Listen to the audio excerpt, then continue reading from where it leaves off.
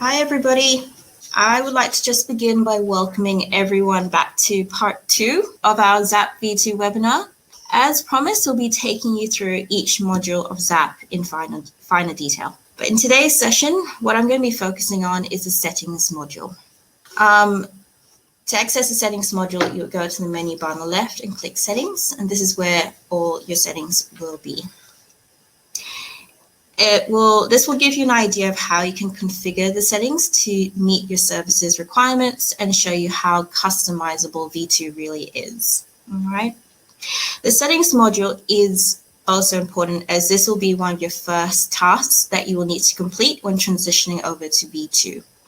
As you are all aware, the settings configuration is viable for all softwares to ensure that it can operate efficiently. So some of these areas are going to be quite similar to the current version, but my aim today is to show you the new configurable features that are available in V2.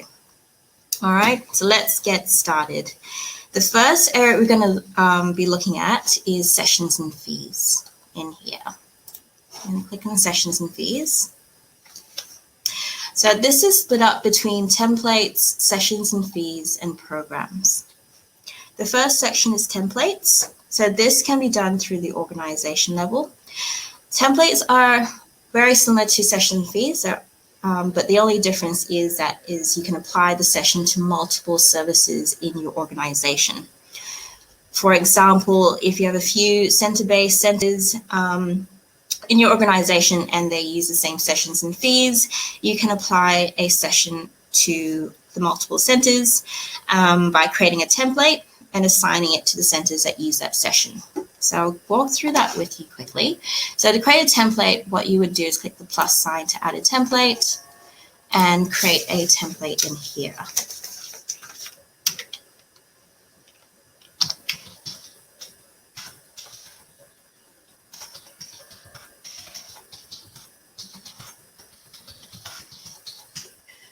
You can also put an internal reference code as well if you need to, and you can set the start time and end time as well. And you can set the utilization percentage.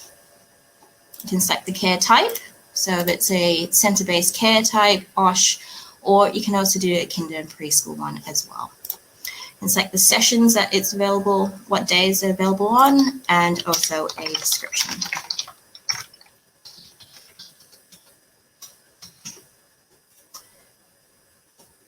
Further down, what you can do is select the charge frequency, so you can do it per session or by hour as well if you need to do an hourly based session, and you can also charge by age group. Similar to the current version, you can select an effective from date, so I'm going to do the 9th, and in here you can set the age brackets as well. So for example, if you want to extend the age bracket to say 0 to 24 months, you can do that. And you can remove additional age groups if you only need about 2. Okay. And then you can put the fees in and also the casual amount in. I will explain this a little bit more in detail when we do create a session in the sessions and fees section. But what I want to show you is that you can assign the session to multiple services in your organization, which you can see below here. You click on this, you can select multiple sessions, services that the session is applicable for. And then you click save. Again, it will tell you errors if it is overlapping age groups as well. And you can delete them if you need to, or add more on if you want to as well. All right, so that's how you can create a template. The next section is sessions and fees. So this is how you're going to be creating your sessions and fees for the services.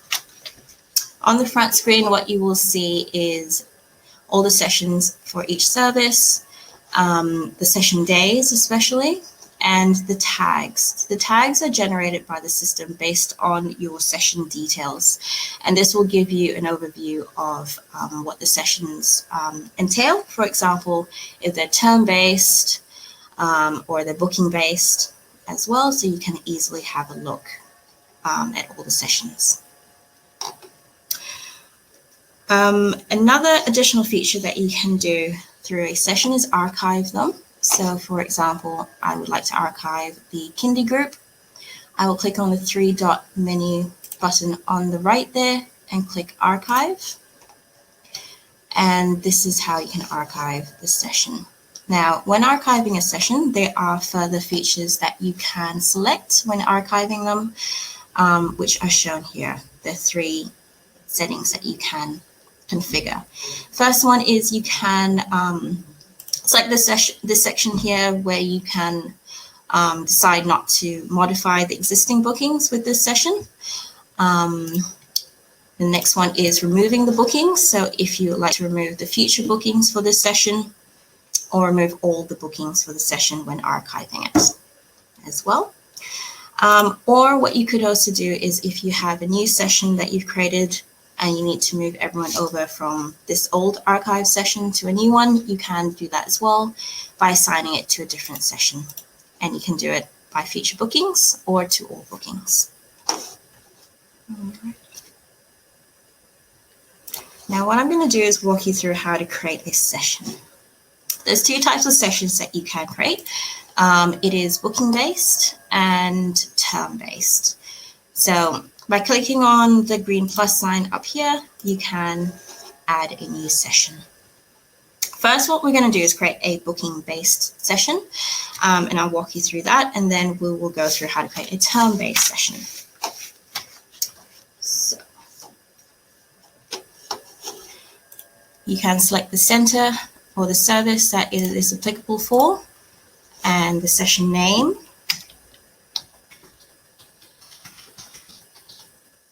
Start time and end time.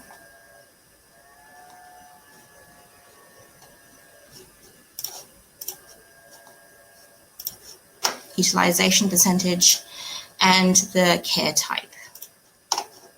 You can choose the days that this session is available on as well. So I'm going to choose Monday, Wednesday, and Friday and put the same description as the session name. Now the booking-based session, you would click on booking-based in the billing method, and you can also select the charge frequency. So I'm going to select per session. I'm going to also do it by age group and put the effective date as of the 9th. Now below, what you can do is set your fees. So in the normal column, you'll put your normal fee in, and the absence fee as well. It will populate with the same fee as a normal fee, but if you do charge differently for absences, you can change this as well. And now we've got another column down here called casual. So if you charge a different amount for casuals, and say, for example, you charge an extra $10 for casual sessions, you would put $10 in here. And what it's going to do is when a child is booked in casually, they'll be charged $110. Okay. So for this purpose, I'm just going to remove a few of the age groups, just to make it easier to save. And click Save. That's how you create a session for booking-based. Now I'll walk you through how to add a session for term-based. Same thing. Click on the green plus sign, select the certain center you need to assign it to. Type in the session name, start and end date,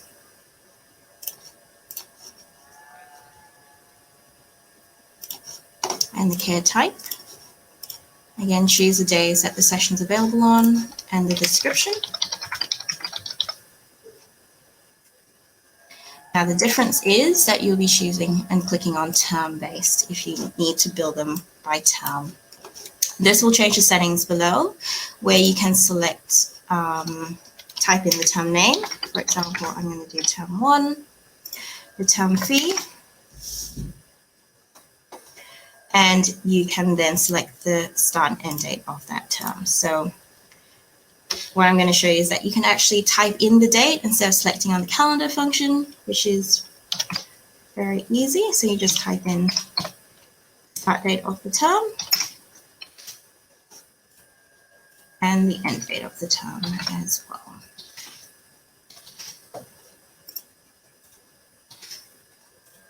There we go. You can add additional terms. So if you want to do a term 2, as well, you can click on the plus sign and add term 2 and so on. Just for this purpose, though, I'm just going to add in for term 1. And then click save.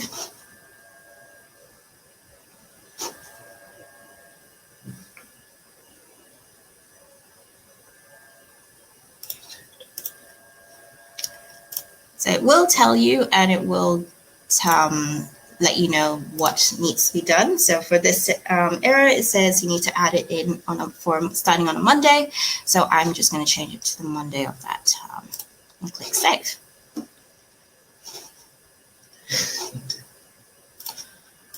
And also Sunday for the end date.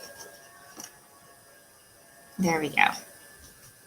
So that's how you can create a term-based and a booking-based session as well. The next section I'll go through with you is programs up top right there. So these are used for the online enrollment process on the waiting list. So it'll be really helpful for kindergartens to show the different groups that they offer. It can also be used for new children where the guardians can select a specific program or group that they'd like their child to attend, but it can also be used if you need to re-enroll an existing child, for example, someone moving from a 3-year-old program to a 4-year-old program. So to do that, you'll click on the green plus sign and add your program in. So what you do is select the center that you like to add the program in for. You can add the name of the program, and you can assign the session that you've just created, perhaps from sessions and fees in here. And this will pre-populate with the days that you have selected that are available for that group.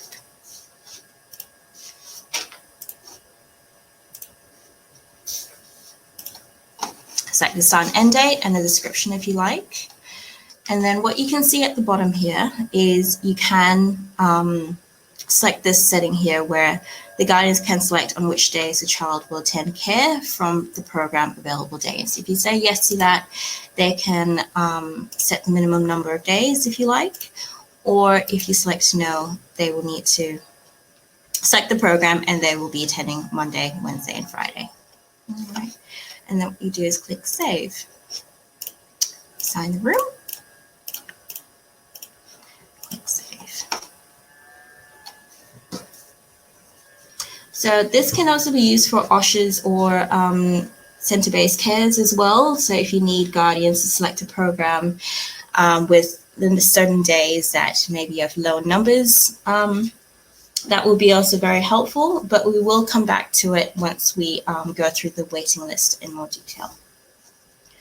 Now we'll just go back to the settings screen and I'm going to show you the room configuration settings. So on the front screen, what you will see is the services that you have in your organization and the different types of rooms, the age range for the room, the max number of places, the reserve spots, the ratio, and the sessions that are assigned to those rooms. I'll go through that in more detail when I'm creating a room. So to create a room is you click the green plus sign on the right there and create a room for a specific center.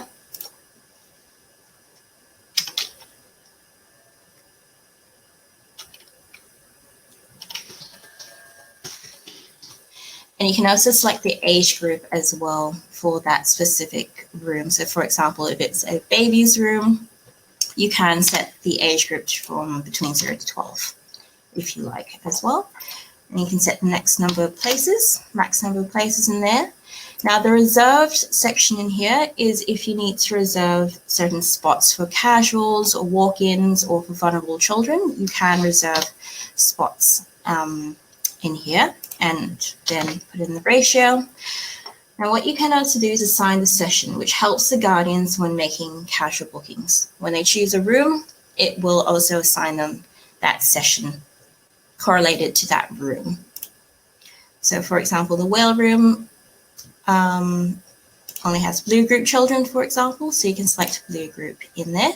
So when parents are making casual bookings and they choose the whale room, they'll be automatically assigned the sessions and fees of the Glee group. And then click Save. And then you can see it adds on that room in here. The next section we'll be going through is the booking configuration. So I'm going to go back to the settings screen and clicking on bookings configuration.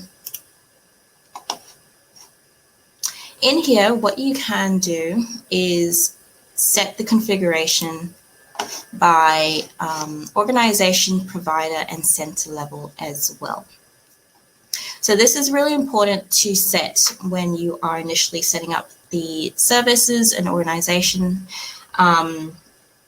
as it will dictate how all your settings will be done from then on in.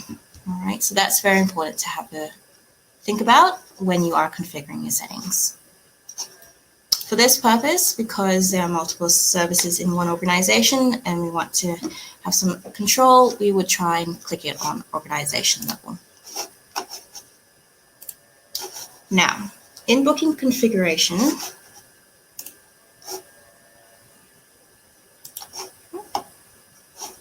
might do center level, so we'll give you a little bit more clarity as to how it will look like if you've got multiple services. Is you can see all the services here, and you can see the settings per service as well. So you can see general, permanent booking, and casual booking. So in the general tab, there's a few settings you can do for booking specifically. The first section you can see is the allow booking by suspended accounts. So in this section, this setting will allow suspended accounts to make bookings if they need to. This will make a little bit more sense once we go through the payments and billing settings, which we will do in this webinar a bit later on. But to make sense of it, I'll just explain to you a little bit about the payments and billing setting. You can suspend accounts if they're owing a certain amount for a certain amount of days, and this will give the status of that account as suspended, and it will stop them from making any future bookings. However, you can override this by clicking on this section here, so that the account will stay as the status saying suspended, but it will allow them to make future bookings if you need to. For example, if they create a payment plan with you to pay off that owing amount, you can select this setting so that they can make future bookings.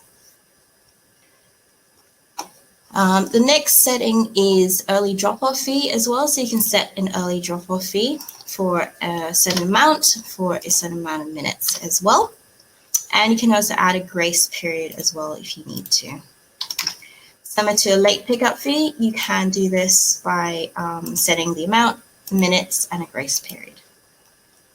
Below is adding your terms and conditions, which will display when parents are applying for a booking.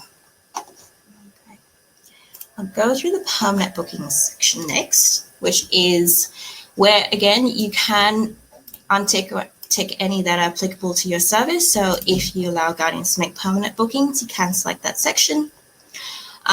Show whether a permanent booking spot is available to the families, and also sending notifications to guardians as well when places become available. What you could also do is set the individual room settings for that specific service. So for example, if Blobfish room is lower numbers and you're happy for the permanent bookings to be automatically approved, you can select that so that there'll always be a growing number of people that easily be able to make casual bookings for that room. And you can also have the limit of when parents can cancel permanent bookings as well as a late cancellation fee. And you can do this by room as opposed to the whole service if you need to. The next one is casual bookings, where you can untick or tick any that are not applicable to your service. So if you don't allow casual bookings, you can leave that unticked so that parents will be able to make casual bookings through the Guardian app. If you have that ticked, parents will. So you can untick anything that is not applicable to you. Next section is show available casual booking spot to families and sending notifications to guardians when places are available. Similar to the permanent bookings, you can set the settings by individual rooms as well by clicking on this section here and organizing it by room. So you can select whether casual bookings can be approved automatically. If only children with permanent bookings can make casual bookings as well, you can have that ticked or unticked. Guardians can make casual bookings a few days before a booking date, a booking fee, and also cancellations as well for casual bookings. Now, what we're going to show you next in the settings section is the booking notes. So booking notes are available in the current version. However, you can now add attachments to your booking notes as well. For example, if you have a center event coming up, for example, Mother's Day, you can add the Mother's Day poster to that event for the parents to view when they are accepting that day for a booking. So if you click on the green plus sign and select the center or centers that you would like to have that available for, you can. And type in the booking name and a description as well.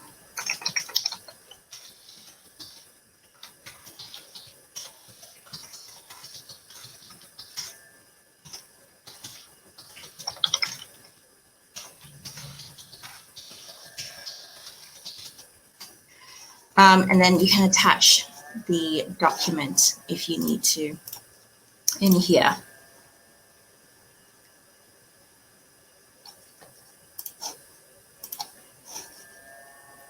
You can also select the number of sessions that this is applicable for that service if you need to, and also the note start and end date if it is applicable for multiple days.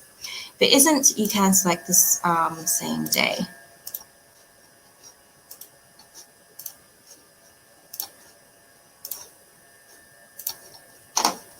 And then you can click on Create Note.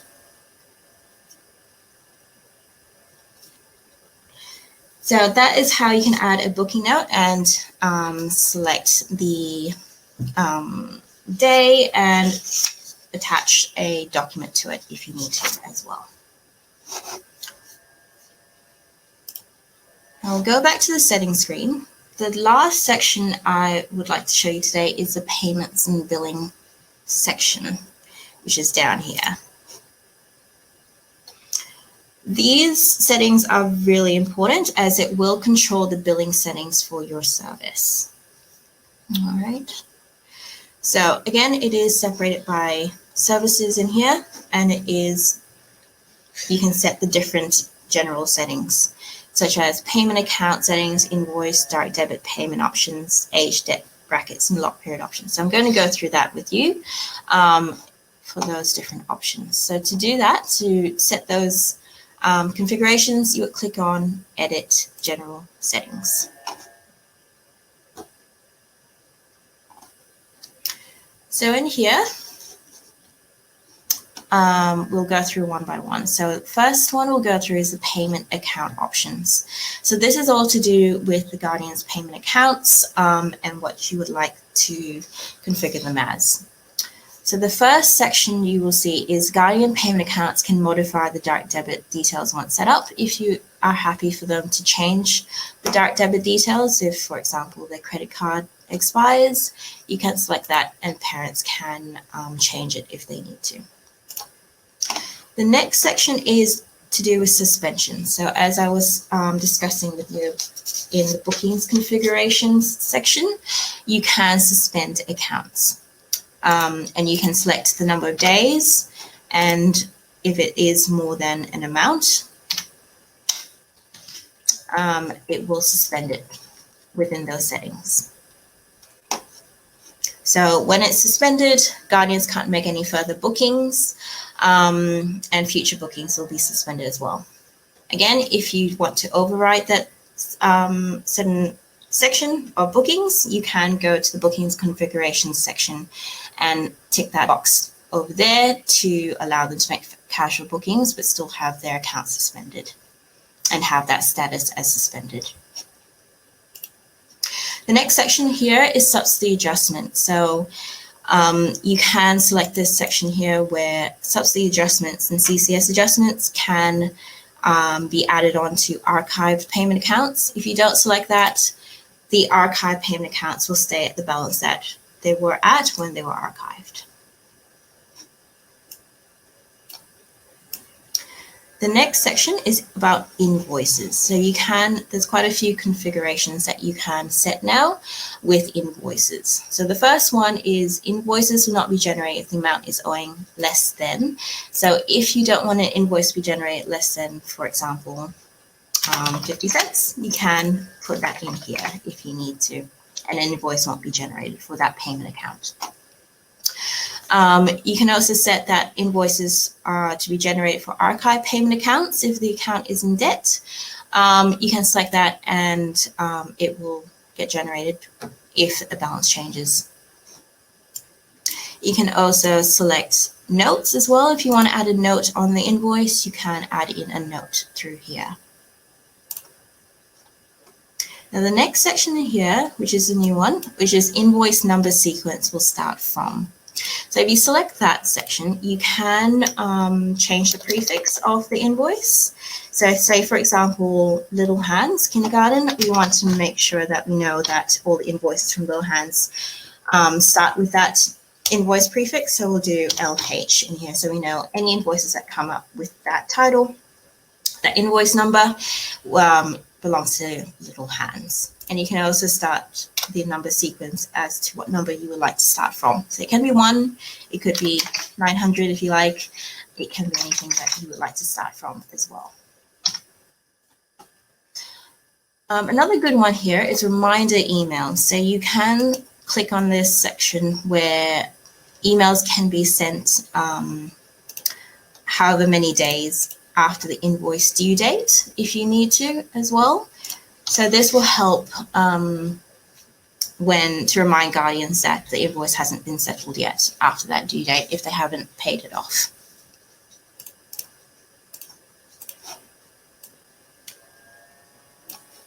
Now the next section what we will be showing is the direct debit payment options. So this section here is all to do with direct debit and what you can set with them. The first section here is direct debit payments will not be scheduled for invoices owing less than an amount. So they'll still get an invoice. However, if it's less than a certain amount, so say $10, no direct debit is going to happen for that payment account for that invoice. This is a good one here where you can send the payment transaction again to the payment gateway after a failed payment. So the payment gateway does try to process that payment about 3 times till it comes back with a response to us saying it has failed. After that response, you can set the number of days where you can send the transaction again to the payment gateway to try again after 2 days, 3 days, however long you would like as well, if you want to try for that failed payment again. Another good one here, this will help a lot of our term-based services as well, where you can set payment reminders before the payment date to let them know that payment is due on a certain date as well. For example, if you do by term and it's a month till they need to pay up that invoice, you can send them a reminder email to let them know that it's due on a certain date. Okay. The next section in here is the aged debt brackets. So this relates to the aged debtors report as well, where you can set your aged debts brackets. So you can have multiple brackets if you need to, up to 6, I think. And you can set the minimum and max days for a certain bracket if you need to. Now the last setting here is your locked period options. So this is for lock period accounting. So in this section, you can lock off a certain period by setting the start and end dates and locking it on a certain date. So let me explain to you a little bit better for a scenario. So let's say, for example, I want to lock off the first of the month of March. I'm going to put in the start date, end date of March, and I would like to lock it on the 3rd. So that gives me about 2-3 days to make any adjustments or reconcile any accounts before it is locked. So this does apply to any manual charges and payments that are going to be added. If a manual charge or manual payment is added after, for example, the 3rd, it will show in the April report instead.